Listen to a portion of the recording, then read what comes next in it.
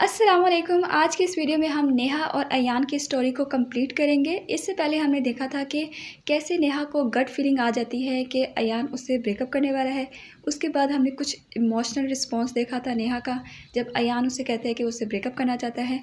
लेकिन आज की इस वीडियो में हम देखेंगे कि नेहा अयान को समझाने की कोशिश करती है कि you are so fickle minded, कि तुम एक फिकल माइंडेड पर्सन हो। फिकल माइंडेड कहते हैं जिस इंसान का दिमाग चेंज होता रहे, ठीक है, एक चीज़ पे कायम ना रह सके।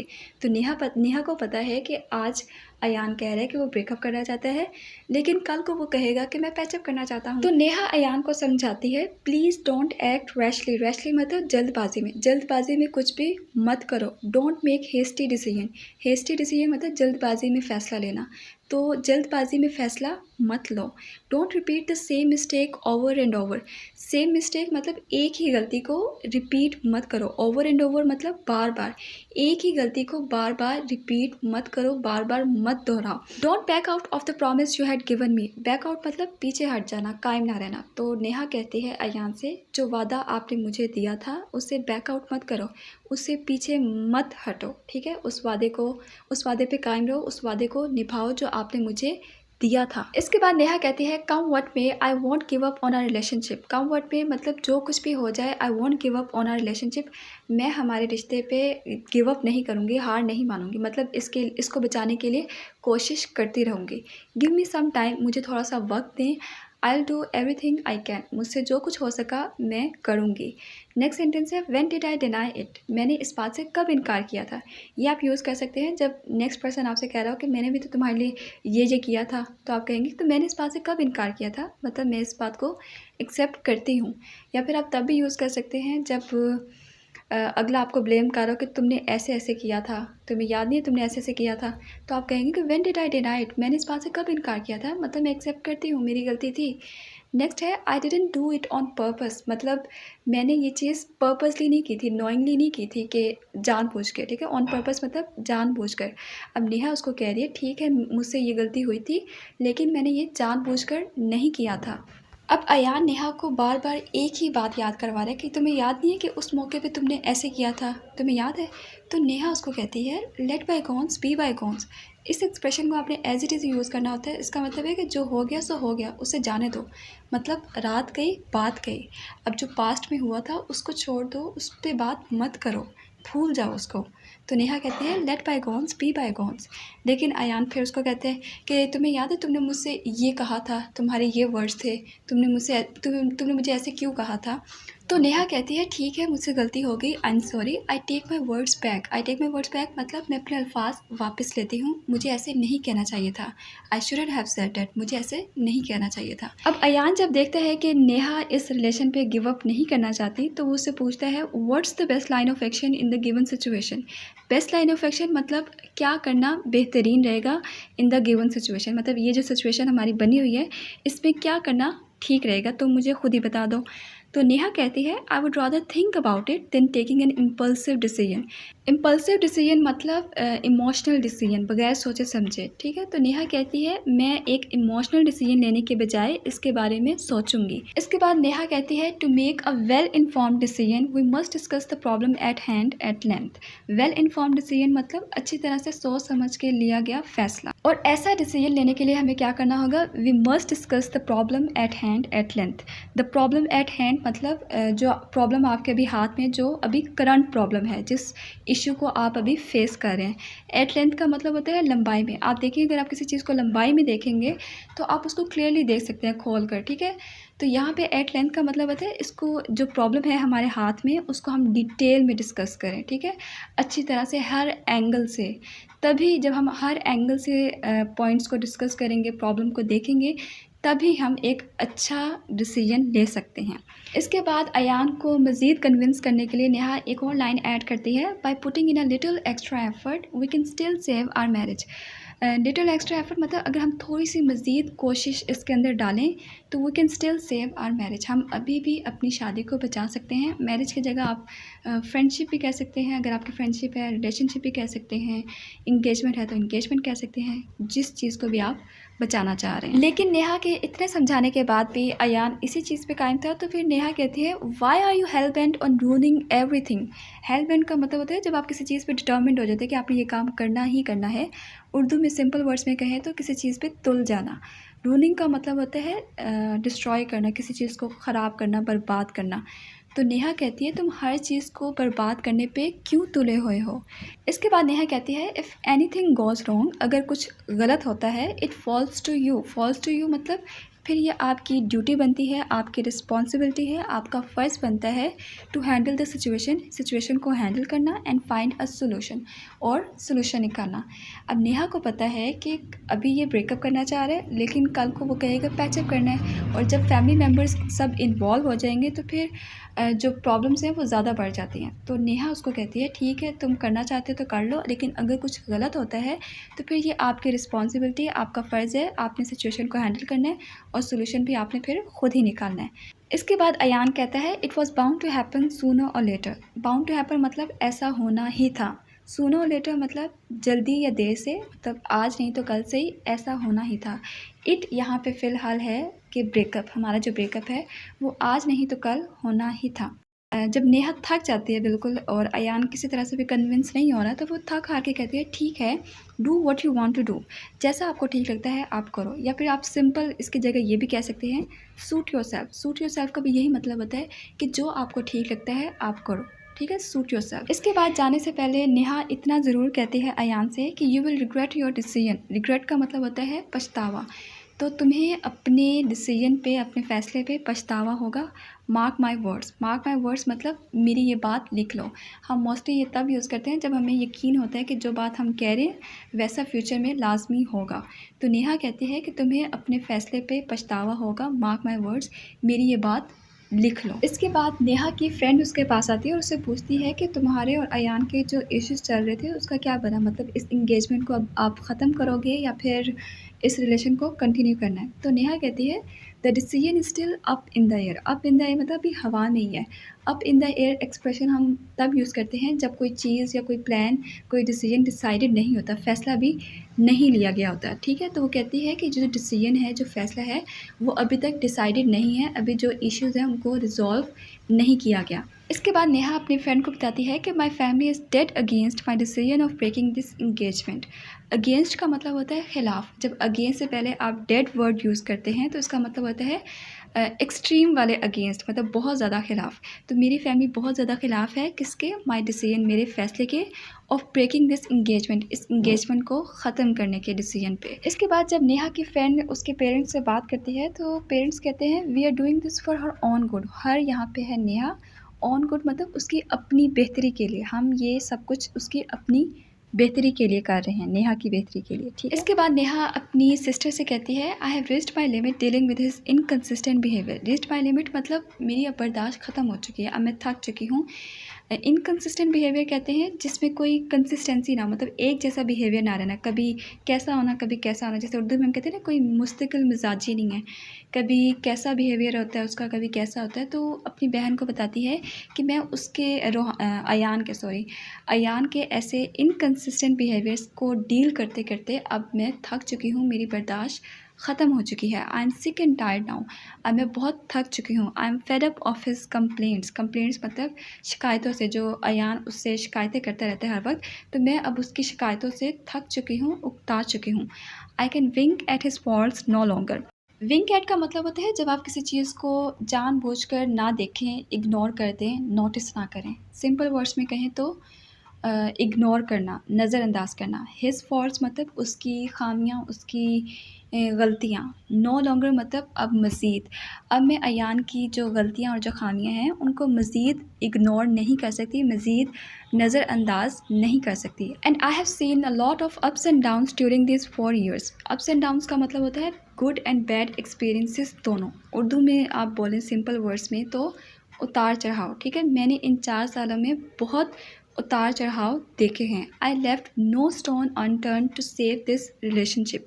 इस रिश्ते को बचाने के लिए I left no stone unturn, ये एक्सप्रेशन आप यूज़ करते हैं जब आप कहते हैं कि मैंने कोई कसर नहीं छोड़ी। ठीक है, किसी चीज़ को करने के लिए आपने कोई कसर ना छोड़ी हो तो आप ये एक्सप्रेशन यूज़ करते हैं कि मुझसे जितना हो सकता था, जितनी मैं कोशिश कर सकती थी, मैंने इस रिश्ते को बचाने की कोशिश की है। बाय द वे, अगर आप नेहा की जगह होते तो आप क्या डिसीजन लेते, किस तरह से इस सिचुएशन को हैंडल करते? और अगर आप अयान की जगह होते तो क्या आप नेहा की बातों पे कन्विंस हो जाते, आप मज़ीद चांस देते इस रिलेशन को? मुझे कमेंट सेक्शन में लाजमी बताइएगा, मैं देखना चाहती हूँ डिफरेंट पर्सपेक्टिव्स लोगों के इन सेंसिटिव इश्यूज़ को लेकर। ठीक है, लाजमी बताइएगा मुझे। इसके बाद नेहा कहती है I am stuck in the middle of nowhere, या फिर I am lost in the middle of nowhere. ये एक्सप्रेशन आप यूज़ करते हैं जब आप अपनी फीलिंग्स को एक्सप्रेस करना हो कि आपको कुछ समझ नहीं आ रहा, आप फंस के रह चुके हैं, आपको समझ नहीं आ रहा है कि आप ये डिसीजन लें या फिर ये डिसीजन लेना ठीक रहेगा, आप कहाँ जाएँ, आपको क्या करना चाहिए। ठीक है, आप तब ये एक्सप्रेशन यूज़ करेंगे, I am stuck in the middle of nowhere. If it's meant to be it will be. इसके बाद नेहा कहती है अगर ऐसा होना हुआ तो ऐसा हो जाएगा। अब जब नेहा बिल्कुल फंस के रह चुकी है, उसे कुछ समझ नहीं आ रही कि वो क्या करे, तो वो सब कुछ किस्मत पे छोड़ रही है। ठीक है, वो कहती है I let destiny take its course. Destiny मतलब आपकी जो तकदीर है, किस्मत है, अब मैं सब कुछ उसी पे छोड़ती हूँ, जो किस्मत में लिखा होगा वो होगा। ठीक है, what is फेटेड can not be abetted, मतलब जो आपकी किस्मत में लिखा हुआ होगा उसको आप ख़त्म नहीं कर सकते, उसको आप रोक नहीं सकते। ठीक है, what is फेटेड can not be abetted. इसके बाद नेहा की फ्रेंड उसके पास आती है और कहती है कि मैंने तुम्हारे बारे में ये बात सुनी है, वो बंदा ये कह रहा था। तो नेहा कहती है कैन दिस बी ट्रू, क्या ये सच हो सकता है? I have nothing to do with him. Nothing to do मतलब मेरा कोई लेना देना नहीं है, विद हिम मेरा उससे कोई लेना देना नहीं है। Don't take him at his word. Take him at his word मतलब किसी की बातों को एज इट इज़ लेना, बिल्कुल ब्लाइंडली ट्रस्ट करना कि विदाउट एनी क्वेश्चन कि जो वो कह रहा है वो ठीक ही कह रहा होगा। तो नेहा कहती है कि उसकी बातों को बिल्कुल ब्लाइंडली ट्रस्ट मत करो कि जैसा वो कह रहा है वो ठीक ही कह रहा होगा। It feels to me that he is lying on our faces. मुझे ऐसा फील हो रहा है कि वो हमारे मुंह पे झूठ बोल रहा है। He has the habit of poking his nose into others matter. Poking his nose into others matter मतलब दूसरों के मामलात में नाक घुसाना, दूसरों के मामलात में इंटरफेयर करना। तो नेहा कहती है कि उसकी तो आदत है दूसरों के मामलात में इंटरफेयर करने की, दूसरों के मामलात में नाक घुसाने की। इसके बाद नेहा कहती है he always speaks ill of his relative. Speaks ill मतलब बुरा बोलना, बुराई करना। तो वो अपने रिश्तेदारों की हमेशा बुराई ही करता रहता है, बुरा बोलता रहता है। ठीक है, दूसरी तरफ हम देखते हैं कि अयान और जो उसका फ्रेंड है उनके दरमियान में कुछ क्लैशेस चल रहे हैं, कुछ इश्यूज चल रहे हैं, और जो उसका फ्रेंड है वो उसके अगेंस्ट हो गया, खिलाफ हो गया। तो अयान कहता है we have been such good friends, हम इतने अच्छे दोस्त रहे हैं, and I had no idea, मुझे बिल्कुल भी आइडिया नहीं था that he would turn against me. Turn against me मतलब मेरे खिलाफ हो जाएगा, मुझे बिल्कुल आइडिया नहीं था कि वो मेरे खिलाफ हो जाएगा। I don't want to make a fool out of my self. मैं अपना मजाक नहीं उड़वाना चाहता। ठीक है, मैं अपना मजाक नहीं बनवाना चाहता। He promised no harm will come to me. उसने मुझसे प्रॉमिस किया था, वादा किया था कि मुझे कोई नुकसान नहीं पहुंचेगा। He has let me down and spill the beans. Let me down का मतलब होता है किसी को डिसअपॉइंट करना, मायूस करना, नीचा दिखाना। एंड स्पिल द बीन्स मतलब किसी के सीक्रेट्स को शेयर कर देना, रिवील कर देना। ठीक है, आउट कर देना। And my breakup story is the talk of the town right now. Talk of the town मतलब हर तरफ बस यही बात हो रही है, मतलब जितने भी लोग हैं उनका जो टॉपिक ऑफ डिस्कशन है वो यही है, माई ब्रेकअप स्टोरी। ठीक है, नेक्स्ट सेंटेंस है this is making my years bleed. ये एक्सप्रेशन आप तब यूज़ करते हैं जब कोई बहुत ही अनप्लेजेंट चीज़ आपको सुनने को मिले, या फिर कोई चीज़ बहुत रिपीटेडली सुनने को मिले। जैसे अयान के केस में हर दूसरा तीसरा बंदा आके उसको कह रहा है ये तुम्हारी ब्रेकअप स्टोरी थी। अब वही सेम लाइन्स, वही सेम ब्रेकअप स्टोरी सुन सुन के अयान कहते हैं this is making my years bleed, मतलब मेरे कानों से खून निकलने लग गया और वो बहुत ज़्यादा इरिटेट हो चुका है। ठीक है, नेक्स्ट सेंटेंस है I can stand this nonsense. Can stand मतलब बर्दाश्त ना कर सकना। I can stand this nonsense, मैं इस नॉनसेंस को अब मज़ीद बर्दाश्त नहीं कर सकता। How dare you speak to me like this. How dare you का मतलब होता है आपकी हिम्मत कैसे हुई। How dare you speak to me like this, आपकी हिम्मत कैसे हुई मुझसे ऐसे बात करने की। Don't try to cross your limit. Cross your limit मतलब अपनी हद पार करना। Don't try to cross your limit, अपनी हद पार करने की कोशिश मत करो। Why are you messing up with me. मैसिंग up का मतलब होता है किसी से उलझना, झगड़ा करना। तो why are you messing up with me, आप मुझसे क्यों झगड़ा कर रहे हैं, आप मुझसे क्यों उलझ रहे हैं। नेक्स्ट सेंटेंस है डोंट स्पॉइल माई मूड। मेरा मूड ख़राब मत करो। You shouldn't keep going on and on, listen to others also. आपको ऐसे लगातार नहीं बोलते जाना चाहिए, दूसरों की भी सुन लेनी चाहिए। नेक्स्ट एक्सप्रेशन है लूजन अप अ बिट। ये आप तब यूज़ करते हैं जब आपने किसी को कहना हो कि थोड़ा सा सांस ले लें, ईजी हो जाए, रिलैक्स हो जाए। ठीक है, लूजन अप अ बिट, थोड़ा सा ईजी हो जाए, रिलैक्स हो जाए। डोंट ट्राई बी क्रेजी, मुझे पागल मत करें, मुझे गुस्सा मत दिलाएं। Go and get a life. Get a life हम नॉर्मल कॉन्वर्सेशन में भी यूज़ कर सकते हैं जब अपने किसी फ्रेंड से बात कर रहे हो और उनकी लाइफ में कुछ एक्साइटिंग ना हो, बस वही बोरिंग रूटीन हो, तो आप कह सकते हैं कि ये भी कोई ज़िंदगी है, गेट अ लाइफ यार। लेकिन मोस्टली आप ये तब यूज़ करते हैं जब आप किसी पे बहुत ज़्यादा फ्रस्ट्रेटेड होते हैं, जब किसी को टॉन्ट करना हो, कोई आपके मामलात में बहुत इंटरफेयर कर रहा हो, तब आप कहते हैं गो and get a life man. मतलब आपकी अपनी लाइफ में कुछ करने के लिए नहीं है। जैसे हम कहते हैं माइंड योर ऑन बिजनेस, कुछ इसी से मिलता जुलता है। गो एंड गेट अ लाइफ मतलब अपनी लाइफ में कुछ एक्साइटिंग करो, मेरे पर्सनल मैटर्स में इंटरफेयर मत करो। लास्ट पे है हमारे पास टॉक टू माई हैंड। अब ये जो एक्सप्रेशन है ये बहुत ज़्यादा रूड हो जाता है, आपने किसी के साथ यूज़ नहीं करना। ये सिर्फ आपको बताने के लिए, समझाने के लिए कि इसका मतलब क्या है।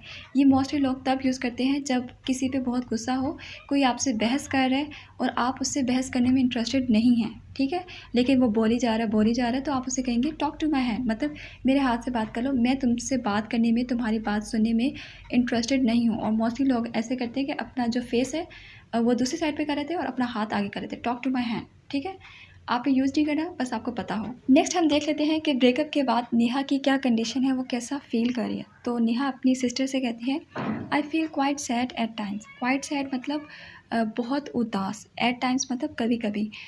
कभी कभी मैं बहुत उदास महसूस करती हूँ। The situation grew increasingly tense. अब ये जो सेंटेंस है ये पास्ट में है, इसका मतलब है कि जो सिचुएशन थी वो बहुत ही परेशान कुन हो गई थी, बहुत परेशानी की तरफ चली गई थी।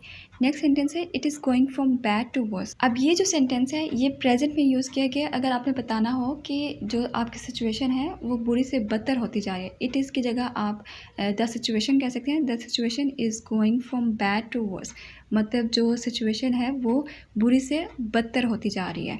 आई एम फीलिंग ऑफ मतलब I am feeling not well, मतलब मैं बेहतर फील नहीं कर रही जैसे मुझे करना चाहिए था। नेक्स्ट नेहा कहती है no words can express my grief, मतलब ऐसे कोई भी वर्ड्स नहीं है जो मेरी तकलीफ़ को, मेरे दुख को बयान कर सकें, एक्सप्रेस कर सकें। ठीक है, I M falling apart. Falling apart का मतलब होता है किसी चीज़ का टूट के बिखर जाना, टुकड़ों में डिवाइड हो जाना। आई एम फॉलिंग अपार्ट आप एक्सप्रेशन तब यूज़ करते हैं जब आपकी कंडीशन बहुत बुरी हो, मतलब आप बहुत ज़्यादा पेन में हो, आप बहुत हेल्पलेस फील कर रहे हो, अंदर से बिल्कुल टूट चुके हों, बिखर चुके हों, तब आप अपने इमोशंस को एक्सप्रेस करेंगे इस तरह से आई एम फॉलिंग अपार्ट, मतलब मैं टूट के बिखर रहा हूँ, मैं बहुत ज़्यादा पेन में हूँ। नेक्स्ट नेहा कहती है his words kept running through my mind. His यहाँ पे है अयान, तो अयान ने कुछ ऐसा कहा नेहा को, उसके ऐसे कुछ अल्फाज थे जो नेहा जिनसे बहुत ज़्यादा हर्ट हुई। तो नेहा कहती है his words kept running through my mind, मतलब उसके जो अल्फाज थे वो मेरे दिमाग में घूमते रहे। I was fully shattered from with in, मैं अंदर से बिल्कुल टूट चुकी थी। I was out of my mind with grief, मैं दुख की वजह से अपने सेंसेस में नहीं थी। I was out of my mind. ठीक है, I didn't get a wink of sleep last night. A wink of sleep मतलब ज़रा सी भी नींद, मतलब मुझे लास्ट नाइट थोड़ी सी भी नींद नहीं आई, मैं थोड़ी देर के लिए भी नहीं सोई। फिर लास्ट पे नेहा कहती है this is something impossible to escape from, मतलब ये कुछ ऐसी चीज़ है जिससे मैं भाग नहीं सकती, इससे मैं पीछा नहीं छुड़वा सकती, जो कुछ भी हो जाए मुझे इन चीज़ों को फेस करना ही है। अब ऐसी कुछ सिचुएशंस में कुछ अच्छे लोग भी होते हैं जो आपको इस डिप्रेशन से निकलने में हेल्प करते हैं, आपके साथ हमेशा खड़े रहते हैं। तो जो नेहा की सिस्टर है वो उसे कहती है I can imagine how you felt, मैं इमेजिन कर सकती हूँ, सोच सकती हूँ कि आपने कैसा महसूस किया होगा उस वक्त। इट्स ओके, कोई बात नहीं, situation could be even worse, situation इससे बुरी भी हो सकती थी। Don't lose heart, everything will be fine, मतलब अपना दिल छोटा मत करो, सब कुछ ठीक हो जाएगा। Sooner or later he will understand his mistake, मतलब आज नहीं तो कल से, देर से या जल्दी उसको अपनी गलती का एहसास हो जाएगा। Somehow the truth will come to light, किसी न किसी तरह जो सच है वो सबके सामने आ ही जाएगा। Come to light मतलब सबके सामने आ जाना, जो सच है वो सबको पता चल ही जाएगा। I know you will work your way through this issue, मुझे पता है कि आप इस मसले में से खुद को निकाल लोगी। And I help you as much as I can, और मुझसे जितना हो सका मैं आपकी मदद करूँगी। I am always there for you, मैं हमेशा आपके लिए मौजूद हूँ। या फिर आप ये भी कह सकते हैं I have got your back, मैं हमेशा आपके साथ हूँ। Let me treat you to a cup of coffee, चलो मैं तुम्हें एक कप कॉफ़ी पिलाती हूँ। It will lighten up your mood, इससे तुम्हारा मूड बेहतर हो जाएगा। He is depressed ever since his wife left him, जब से उसकी बीवी उसको छोड़ के गई है तब से वो डिप्रेशन में है। He was a little annoyed about the whole thing, about the whole thing मतलब इस पूरे मामले को लेकर। He was a little annoyed, थोड़ा सा अनॉयड मतलब इरिटेटेड, थोड़ा सा उखड़ा उखड़ा सा, नाराज़ सा था, गुस्सा सा था, ठीक है। He gave me a blunt reply, blunt reply मतलब दो टोक जवाब देना। जब आप किसी की फीलिंग्स की केयर किए बगैर, पोलाइट हुए बगैर, जो आपको ठीक लगता है वैसे सीधा बोल देते हैं, ठीक है, तब उसको हम बोलेंगे ब्लंट रिप्लाई, थोड़ा सा रूड होकर जवाब देना। Stop making fun of the situation, जो सिचुएशन है उसका मजाक उड़ाना बंद करो। इट्स नो लाफिंग मैटर, ये कोई हंसने का मामला नहीं है, ठीक है। या फिर इसको आप ऐसे भी कह सकते हैं, don't laugh away this matter, इस मामले को हंसी में मत उड़ाओ, मतलब थोड़ा सा सीरियस बिहेवियर शो करो। I am not in the mood for your jokes, मैं आपके जोक्स के मूड में नहीं हूँ। ये आप तब यूज़ करेंगे एक्सप्रेशन जब आपका मूड ख़राब हो और अगला आपके साथ जोक्स कर रहा हो, तो आप कहेंगे अभी मेरा मूड ठीक नहीं है, मैं आपके जोक्स के मूड में नहीं हूँ, मेरे साथ अभी मजाक मत करें। अब ये कुछ लाइंस हैं जो आपको सुनने को मिलती हैं डिफरेंट सिचुएशंस में। लोग आप पे जजमेंट्स पास करते हैं, आपको जज करते हैं। तो कुछ लाइंस हैं, you are having a taste of your own medicine. Having a taste of your own medicine मतलब जैसा आप दूसरों के साथ करते थे, अब आप उसी को चख रहे हो, अपनी ही मेडिसिन को टेस्ट कर रहे हो। अगर उर्दू में बोलें तो जिस तरह हम कहते हैं ना, जैसी करनी वैसी भरनी, मतलब जैसे आप करते थे दूसरों के साथ, अब आपके साथ वैसा ही हो रहा है। You need to learn to take a joke once in a while, ये लाइन उस बंदे के लिए यूज़ की जाती है जो मजाक को बर्दाश्त ना कर सके, मतलब मजाक को मजाक ना समझे, थोड़ा सा सीरियस हो जाए, गुस्सा आ जाए, इरिटेट हो जाए, तो आप उससे कहेंगे you need to learn to take a joke once in a while. Once in a while मतलब कभी कभार, कभी कभार आपको जोक सहने की आदत डालनी चाहिए। नेक्स्ट है, you are short on intelligence and long on over confidence. Short on something मतलब किसी क्वालिटी या ट्रेड का बहुत कम होना, और लॉन्ग ऑन समथिंग का मतलब होता है किसी चीज़ का बहुत ज़्यादा होना। तो इंटेलिजेंस और ओवर कॉन्फिडेंस की जगह आप कोई और वर्ड्स भी यूज़ कर सकते हैं। अब इस सेंटेंस का यहाँ पे मतलब है कि you are short on intelligence, आप में इंटेलिजेंस कम है, आप ज़हीन कम है, जहानत कम है, लेकिन आप ओवर कॉन्फिडेंट ज़्यादा हैं, ठीक है। नेक्स्ट है, you need to be present oriented, आपको हाल में रहना चाहिए, मतलब ना पास्ट के बारे में सोचना चाहिए, ना फ्यूचर को लेकर वरीड होना चाहिए। जो प्रेजेंट मोमेंट है उसको एंजॉय करना चाहिए, उसमें रहना चाहिए। I would like to give you a suggestion if you don't mind, अगर आपको बुरा ना लगे, if you don't mind, I would like to give you a suggestion, मैं आपको एक सजेशन देना चाहूँगा, एक मशवरा देना चाहूँगा। इसी तरह की बहुत सी जजमेंट्स नेहा को भी सुननी पड़ती हैं, तो नेहा उन सब से कहती है, this is the most stressful and nerve ranking experience of my life. Stressful मतलब बहुत परेशानी देने वाला, और नर्व रैकिंग का भी मतलब यही होता है कि स्ट्रेसफुल, एंग्जाइटी वाला। तो ये जो एक्सपीरियंस है उसकी लाइफ का सबसे स्ट्रेसफुल एक्सपीरियंस है, तो इस तरह से कोई भी उसे जज मत करें। And I have seen a lot of ups and downs during this 4 years। In 4 years में मैंने बहुत अप्स एंड डाउन्स देखे। अप्स एंड डाउन्स मतलब उतार चढ़ाव देखे हैं, गुड एंड बैड एक्सपीरियंसेस दोनों देखे हैं।